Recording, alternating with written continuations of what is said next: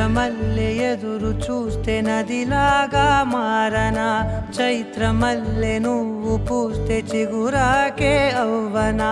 నన్నే వరించే